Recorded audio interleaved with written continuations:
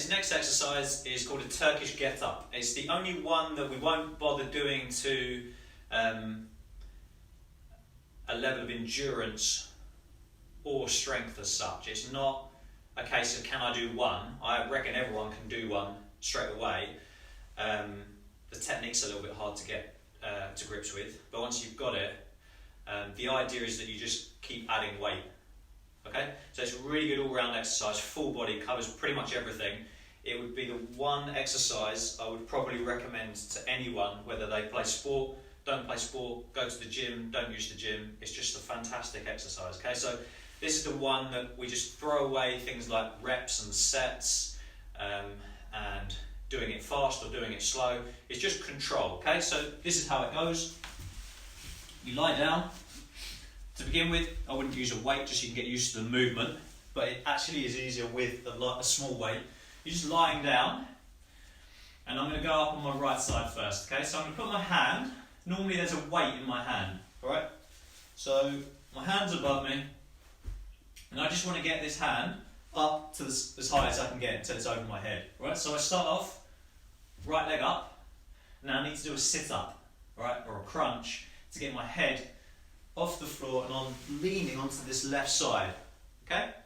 Now you'll notice here my hand has come forwards. Alright? When I've got a weight in there, this will be challenging. It's going to put a lot of strain on my shoulder. So the whole time I'm trying to re-screw my shoulder to make sure it's always going directly up. Okay? So from there, I'm going to push up onto my hand, which will change my shoulder angle again. And now I'm just sat down on my left bum cheek and my left hand with this hand up in the air, and I'm going to pick up like that. So I've just pressed through this thigh, and then I'm going to pull that leg behind me, all the while trying to change my shoulder angle so it's always still facing upwards. At this point, I'm going to be using my obliques and a bit of pushing off my hand to get into my lunge position. Alright, and then from here, just adjust the feet to whatever is the right distance apart so they're not too far or too close, so that I can drive down through that part of my leg and using the back leg for assistance up into the air, like that. And then I just reverse everything. So I go back, I drop down to my knee, I put my hand down, I pick up this leg and pull it through until the outside of it's on the floor. I sit down, I roll onto my forearm rather than my hand, and then from there I gently roll back and I'm back to where I started. Okay, that should be, for someone who's young and not disabled in some way with a particular ailment that allows them to, that prevents them from doing certain movements there, should be fairly straightforward. When you start adding a weight to things, that's when it becomes a bit more challenging, alright?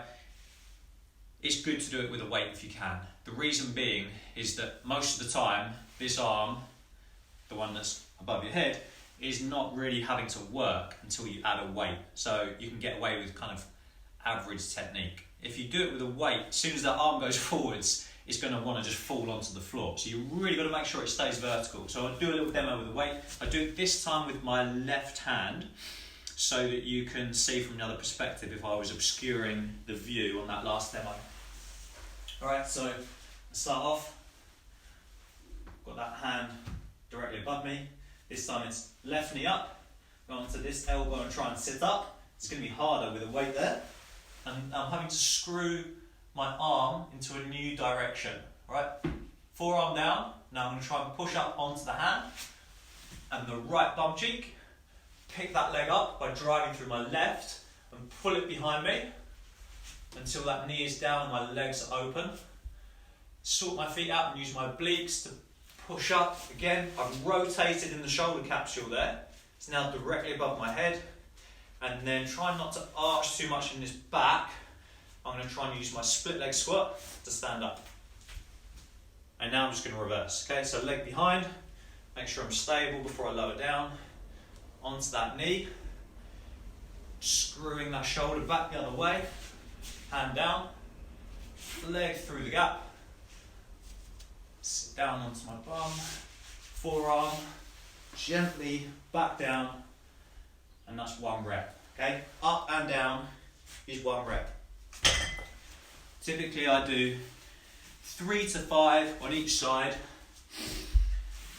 and just try and up the weight to a point where it feels like by the last rep, your shoulder stabilization muscles are really having to work hard to keep that weight above you. Alright, the first rep should kind of feel alright. You should never be really struggling on that first rep because it takes quite a long time to do this exercise.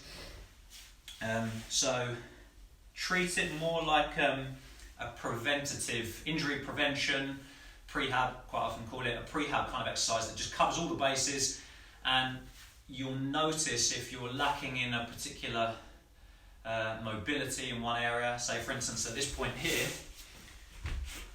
and you want to get that leg through, that might be quite difficult to do. If you can't get your hips open enough to be in that position and you can only go to here, that will make the next bit, trying to get up to there, really quite hard because your legs just won't open wide enough. So it flags lots of areas that could be a problem, which is why I quite like it. And nip those injuries in the bud before they even occur. Okay, so that's the Turkish get up.